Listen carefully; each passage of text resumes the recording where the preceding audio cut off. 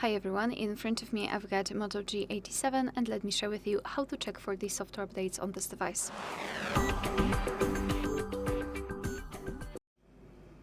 So first of all, make sure that you've got the internet connection because it is required. I highly recommend using Wi-Fi instead of mobile data, and then we can open the settings. Right here we need to scroll down and localize System Updates option and tap on it, and then tap on Check for Updates. So now your device will check for the updates, and basically you can meet two different scenarios. So this is the first one where your software is up to date and there's nothing to download and you're good to go. You can simply close this section. And the second one is where your device will actually find the update.